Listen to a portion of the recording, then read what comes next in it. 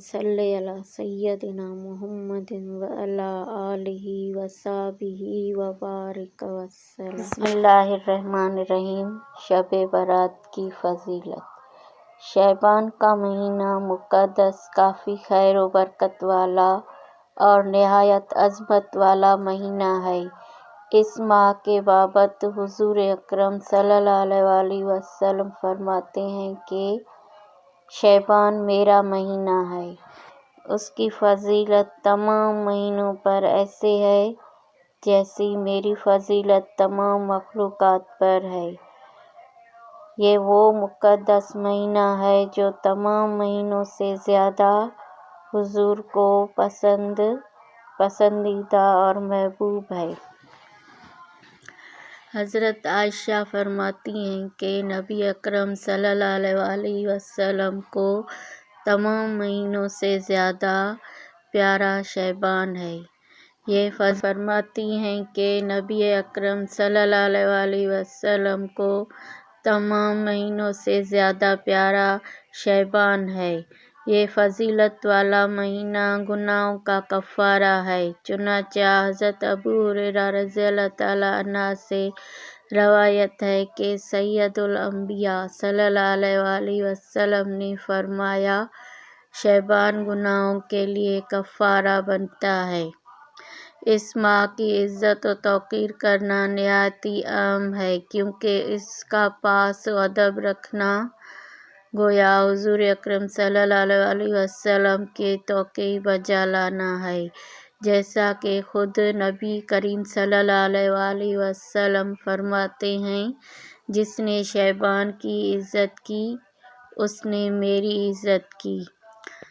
ये वो महीना है जो खुदावंद कुद्दूस की तरफ से हुज़ूर सय्यद आलम सल्लल्लाहु अलैहि वसल्लम को बतौर इनाम दिया गया है।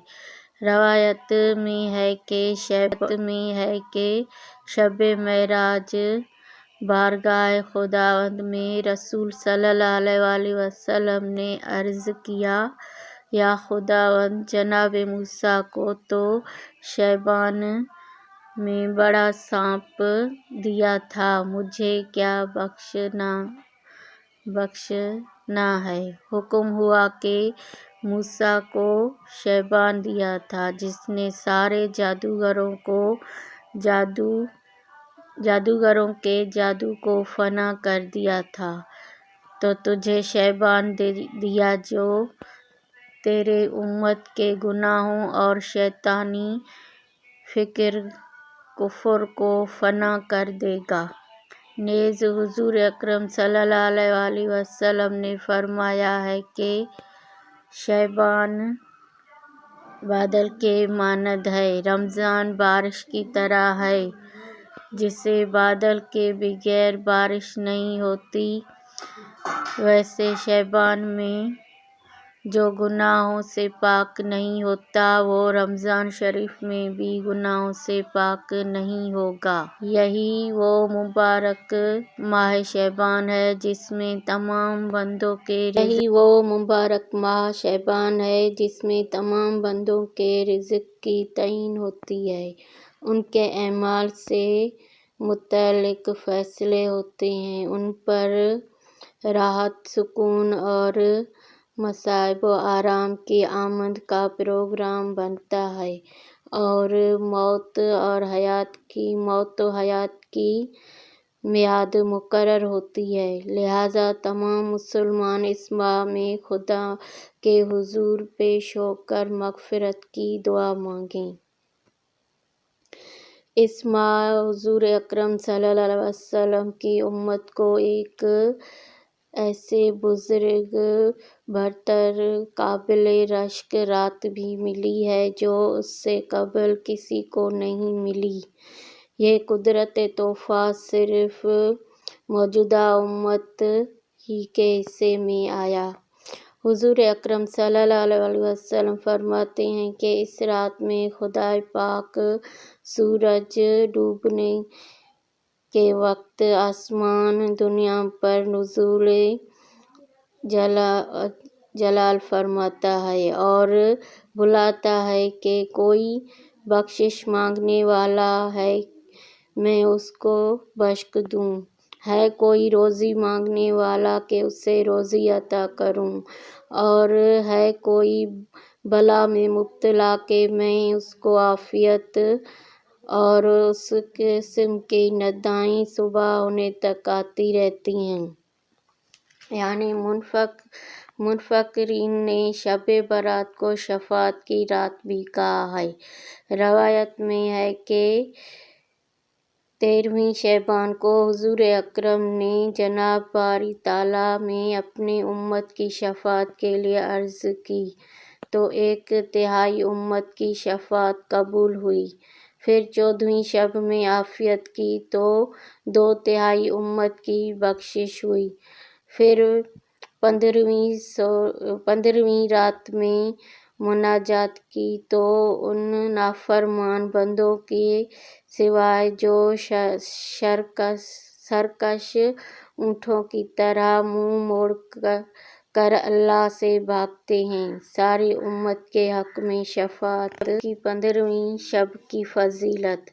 ارشاد فرمایا رسول اللہ صلی اللہ علیہ وسلم نے، اے عائشہ تم جانتی ہو اس رات میں کیا ہوتا ہے؟ عرض کی یا رسول اللہ بتلائیے اس میں کیا ہوتا ہے؟ آپ صلی اللہ علیہ وسلم نے فرمایا اس رات میں یہ ہوتا ہے کہ آدم علیہ السلام کی اولاد میں سے جو شخص اس سال پیدا ہوگا اور جو اس سال میں مرے گا اس کا مرنا اور پیدا ہونا لکھا جاتا ہے، اور جو فرشتے ان کاموں پر مقرر ہیں ان کو اطلاع دی جاتی ہے، اور جتنا جتنا رزق مخلوق کو اس برس میں ملے گا سب لکھا جاتا ہے۔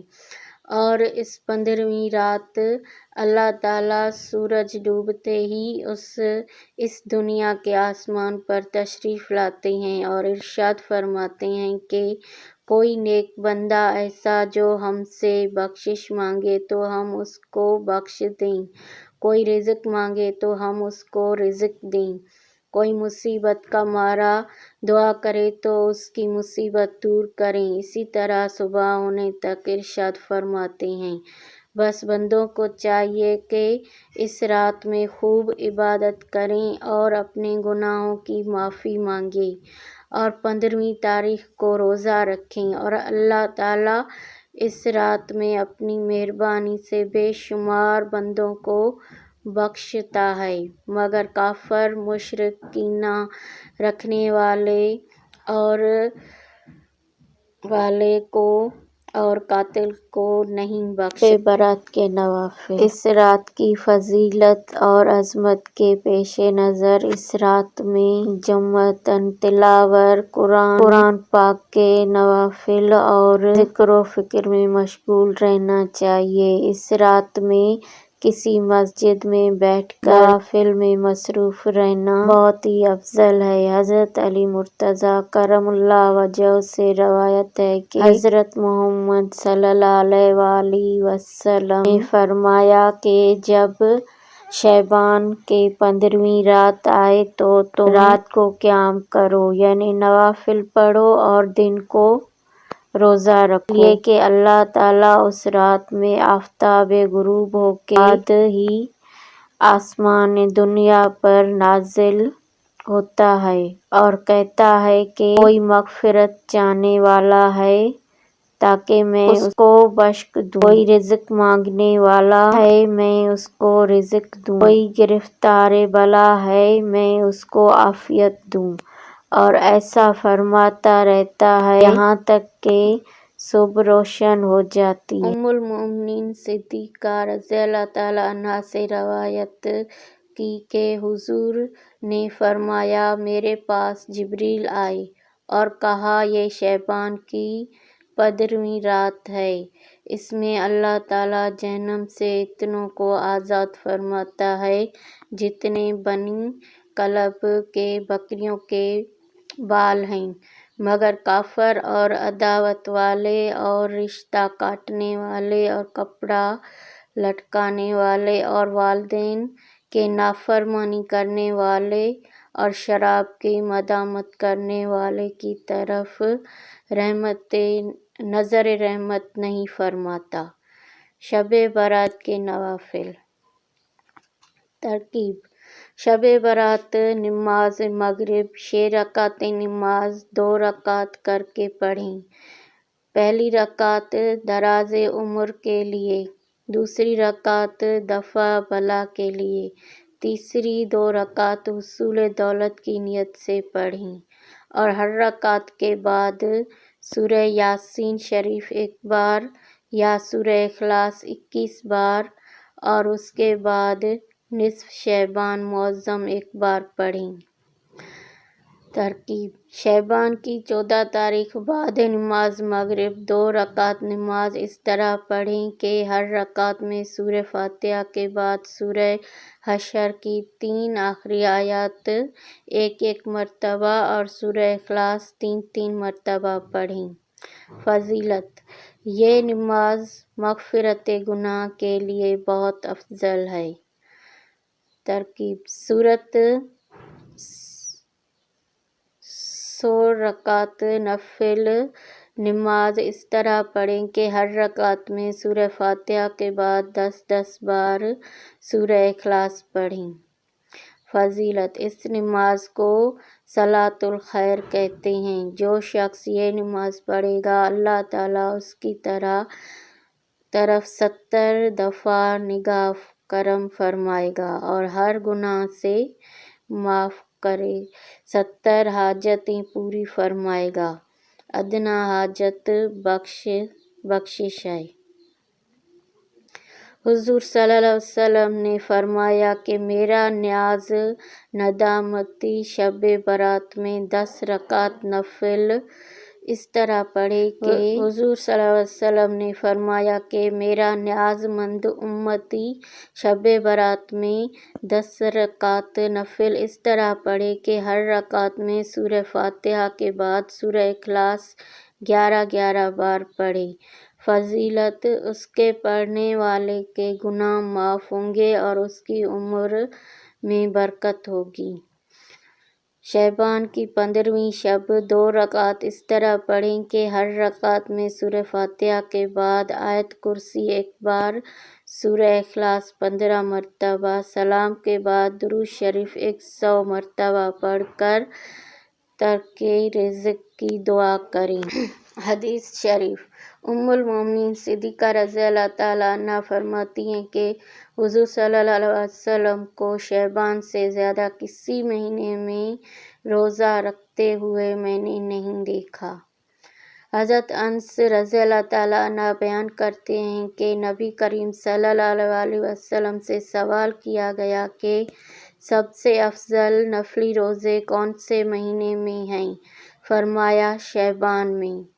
آپ صلی اللہ علیہ وسلم نے فرمایا جو شخص ماہ شعبان میں 3 روزے رکھتا ہے اور پھر وہ مجھ پر صلاۃ و سلام پڑھتا ہے تو اللہ تعالیٰ اس کے تمام گزشتہ گناہ معاف فرماتا ہے اور اس کے رزق میں برکت فرماتا ہے۔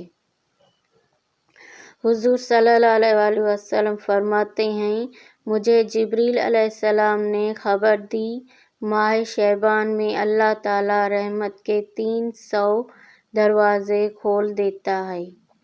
حضرت انس رضی اللہ تعالیٰ عنہ فرماتے ہیں جو ماہ شعبان میں 1 روزہ رکھتا ہے وہ جنت میں حضرت یوسف علیہ السلام کا ہمسایہ ہوگا اور اسے حضرت ایوب اور حضرت داؤد علیہ السلام جیسی عبادت کا ثواب عطا ہوگا۔ جو ماہ شعبان کے مکمل روزے رکھتا ہے اللہ تعالیٰ سکرات موت سے اسے نجات فرماتا ہے اور قبر کے تاریکی اور منکر نکیر کے دہشت و ہیبت سے محفوظ ہو جاتا ہے۔ حضرت علی رضی اللہ تعالیٰ عنہ سے روایت ہے کہ نبی پاک صلی اللہ علیہ وسلم نے ارشاد مبارک فرمایا کہ جب شعبان کی 15ویں شب آئے تو تم رات کو قیام کرو یعنی نفل پڑھو اور دن کو روزہ رکھو، چیزوں سے بچنا چاہیے۔ بسم اللہ الرحمن الرحیم۔ نصف شعبان کی رات اور مختلف رسومات۔ قبر پر لکڑی گاڑنا۔ قبر پر لکڑی گاڑ کر مردے کے حسب حال کپڑے پہنائے جاتے ہیں اور اس سے باتیں کی جاتی ہیں، دعائیں اور گریہ زاری کی جاتی ہے۔ ان اعمال کا دین سے کوئی تعلق نہیں ہے۔ چراغاں اور آتش بازی۔ گھروں، چھتوں، مسجدوں اور درختوں اور قبرستانوں وغیرہ پر چراغاں کرنا، قندیلیں روشن کرنا، پٹاخے چھوڑنا، آتش بازی کرنا اور پوری رات اس کھیل تماشے کے ساتھ جاگ کر گزارنا نصف شعبان کی رات میں ایک معمول بن چکا ہے۔